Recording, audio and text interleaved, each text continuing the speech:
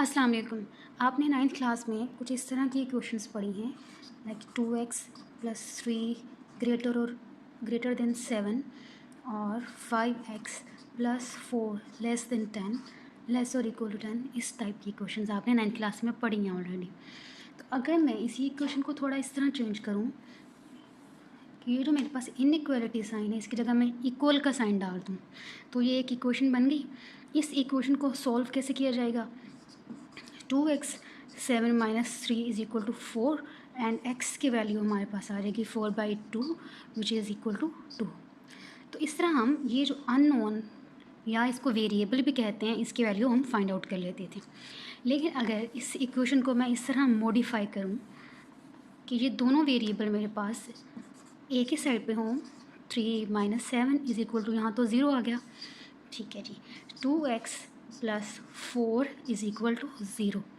ठीक है, अब ये एक इक्वेशन है हमारे पास, इसको मैं क्वाड्रेटिक इक्वेशन बनाऊंगी। आज का हमारा टॉपिक है क्वाड्रेटिक इक्वेशन। तो इसको क्वाड्रेटिक इक्वेशन हम कैसे बनाएंगे? देखिए यहाँ पे वेरिएबल, ये जो x है इसको हम वेरिएबल भी कह सकते हैं और इसको हम अननोन भी कहेंगे। ठीक है, इसके दो नाम हैं। तो अगर इसकी पावर को देखें तो इसकी पावर यहाँ पे कितनी है? 1। ठीक है, तो ये एक इक्वेशन है विच इज़ हाईएस्ट, जिसमें वेरिएबल की हाईएस्ट पावर कितनी है? हाईएस्ट वेरिएबल की हाईएस्ट पावर है 1। तो अगर आप देखें, मैं यहाँ पे एक टर्म इंट्रोड्यूस कराने जा रही हूँ जिसको इसी को मैं चेंज करने लगी हूँ। मैं लिख रही हूँ 2x² प्लस, ये टर्म सारी एज इट इज़ लिखूँगी, 2x power 1 plus 4 equal to 0। अब ये जो मेरे पास इक्वेशन आई है इसमें आप डिफरेंस नोट करेंगे। यहाँ हाईएस्ट पावर थी, highest power of x which is variable और अननोन 1 थी। इस इक्वेशन को आप देखें तो यहाँ पे highest power of x which is variable और अननोन, उसकी हाईएस्ट पावर है 2। तो ये दो तरह की इक्वेशन है। ये जो हाईएस्ट पावर 1 वाली इक्वेशन है इसको हम कहते हैं लीनियर इक्वेशन, ठीक है, और ये जो हाईएस्ट पावर 2 वाली इक्वेशन है इसको हम कहते हैं क्वाड्रेटिक इक्वेशन। तो आज का हमारा चैप्टर, उसका नाम है क्वाड्रेटिक इक्वेशन। तो हमने आज बेसिक पढ़ा है अभी तक कि क्वाड्रेटिक इक्वेशन बनती कैसे है और क्वाड्रेटिक इक्वेशन की क्या एक बेसिक शर्त है। बेसिक शर्त ये है कि इसमें जो भी आपके पास वेरिएबल है, ये वेरिएबल है, ये वेरिएबल है, अननोन भी है ये, तो इसकी हाईएस्ट पावर 2 होनी चाहिए, इससे ज़्यादा पावर नहीं हो आपकी इक्वेशन में। ठीक है, तो ऐसी इक्वेशन होगी क्वाड्रेटिक इक्वेशन। अब हम इसकी डेफिनेशन पढ़ते हैं जो एग्जैक्टली बुक में लिखी हुई है। सो ये इक्वेशन की डेफिनेशन क्या है? एन इक्वेशन, जो आपके बुक पे डेफिनेशन है मैं वही लिखूँगी, एन इक्वेशन विच कंटेन्स, उसमें क्या होता है जी? स्केयर होता है। मैंने आपको बताया था ना, वहाँ पे हमारे पास था 2x²। स्केयर है, किसका स्केयर है? x का, और ये x क्या है? वेरिएबल, स्केयर ऑफ वेरिएबल, या हम इसको अननोन भी कहते हैं, क्वांटिटी। ठीक है, ये बात आपको समझ आ गई होगी। बट फिर मैंने आपको ये भी बताया था कि इससे ज़्यादा पावर नहीं होनी चाहिए। ठीक है, बट में क्या, हम वो कंडीशन लिखेंगे जो नहीं होनी चाहिए। But no power higher than this, higher than this का मतलब यहाँ पे स्क्वायर, कि स्क्वायर से बड़ी पावर उस इक्वेशन में ना हो, तो इसको हम कहेंगे क्वाड्रेटिक इक्वेशन। तो क्वाड्रेटिक इक्वेशन का एक और नाम भी है इक्वेशन ऑफ सेकंड डिग्री। ठीक है, equation of second degree.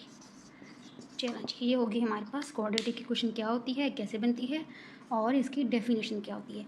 Next हम पढ़ेंगे कि स्टैंडर्ड फॉर्म, कोई भी इक्वेशन है उसको लिखा जाता है स्पेसिफिक पैटर्न से। स्टैंडर्ड फॉर्म क्या है क्वाड्रेटिक इक्वेशन की? तो स्टैंडर्ड फॉर्म, अच्छा जी,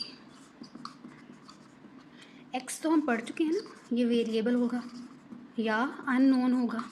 ठीक है, और पिछली क्वेश्चन में मैंने लिखा था 2x², ये जो टू था हर क्वाड्रेटिक इक्वेशन में टू तो नहीं होगा, हम इसके लिए कोई जनरल टर्म, कोई जनरल अल्फ़ाबेट लेंगे। तो यहाँ पे मैं जनरल अल्फ़ाबेट जो आपकी बुक में लिखे हैं वही लूँगी। तो मैं लिखूँगी ए एक्स स्क्वायर। इसको आप कंपेयर करें टू एक्स स्क्वायर के साथ। एक्स स्क्वायर तो एज इट इज़, टू को मैंने जनरल कर दिया है कि ज़रूरी नहीं है टू हो, कोई भी नंबर हो सकता है। तो अभी जो ए है ये कोई भी नेचुरल नंबर को डिनोट करेगा, तो इसलिए मैंने यहाँ लिख दिया ए। अच्छा जी, नेक्स्ट टर्म इसकी होती है फिर स्क्वायर से लेस वाली पावर होती है वो।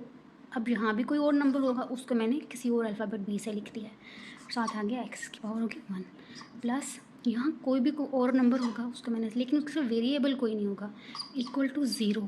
ये है स्टैंडर्ड फॉर्म, इसको आपने मद्देनज़र रखना है जब भी आप क्वेश्चन सॉल्व करें। मेक श्योर कि आपके क्वेश्चन इस स्टैंडर्ड फॉर्म में, यानी कि इक्वल के इस तरफ 0 हो, पहले स्क्वायर वाली टर्म, फिर 1 पावर 1 वाली टर्म, फिर वो टर्म जिसके साथ कोई भी वेरिएबल नहीं है, और इक्वल टू 0।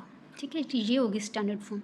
अब जो क्वाड्रेटिक इक्वेशन है इसके टू टाइप्स कह सकते हैं आप उसको। एक इक्वेशन, अगर मैं इसी इक्वेशन को देखूँ, इस इक्वेशन में अगर कहूँ कि ए 0 है, ए की वैल्यू 0 1 2 3 4 5 100 हो सकती है। ठीक है, अगर तो ए की वैल्यू 0 है, पुट करें यहाँ पे 0, तो यहाँ पे 0 x square plus b x plus c is equal to 0। ठीक है, अब ये सारी टर्म हो जाएगी 0, तो हम इसको करते हैं ख़त्म। तो ये जो इक्वेशन है, क्या आप इसको नहीं कहेंगे कि ये वही लीनियर इक्वेशन है जो मैंने शुरू में बताया, जिसमें मैंने लिखा था 2x plus 7 is equal to 0। कुछ इसी तरह की इक्वेशन थी, मगर पैटर्न उसका यही था। तो ये बन गई आपके पास लीनियर इक्वेशन। इसका मतलब है कि क्वाड्रेटिक इक्वेशन, इसका मतलब ये है कि क्वाड्रेटिक इक्वेशन रिड्यूस हो जाएगी लीनियर इक्वेशन में। कब? जब a की वैल्यू होगी 0। तो ये सारी वैल्यूज़ मैं करती हूँ ख़त्म। ठीक है, तो फिर हमारे पास इक्वेशन बनती है ये वाली। सही हो गया। अब अगर तो b 0 हो जाए फिर क्या करेंगे हम? तो अब हम देखते हैं, अगर b 0 हो, इसको दोबारा लिख लेते हैं, a x square plus b x plus c is equal 0। ठीक है, अगर मैं ऐसे लिख दूँ plus c is equal to 0, तो ये क्वाड्रेटिक इक्वेशन तो है, लेकिन ये स्टैंडर्ड फॉर्म नहीं है। ओके, सो हम लिखने जा रहे थे कि what if b is equal to 0, right. तो अब हम लिखते हैं a x square as it is plus b 0 x plus c equal 0। तो ये सारी टर्म 0 0 मल्टीप्लाई बाई समथिंग 0, तो आपके पास एक इक्वेशन आ गई ये वाली, प्लस सी इज़ इक्वल 0। ये जो इक्वेशन है जिसमें b इज़ इक्वल टू 0 है, तो इस इक्वेशन को कहेंगे हम प्योर क्वाड्रेटिक इक्वेशन। तो ये दो तरह की हमने इक्वेशंस भी पढ़ ली। अब हम नेक्स्ट देखेंगे कि क्वाड्रेटिक इक्वेशन को कितने तरीक़ों से हम सॉल्व कर सकते हैं।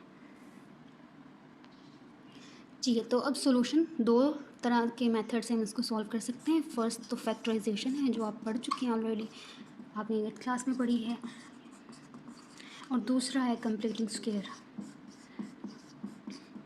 ठीक है, तो इसमें आप क्वाड्रेटिक फार्मूला भी देखेंगे, जिसको हम कहते हैं क्वाड्रेटिक फार्मूला। तो हम इन 3 तरीक़ों से क्वाड्रेटिक इक्वेशंस को सॉल्व कर सकते हैं। तो ये था इंट्रोडक्शन क्वाड्रेटिक इक्वेशन के बारे में। नेक्स्ट वीडियो में हम सॉल्व करेंगे एक्सरसाइज 1.1।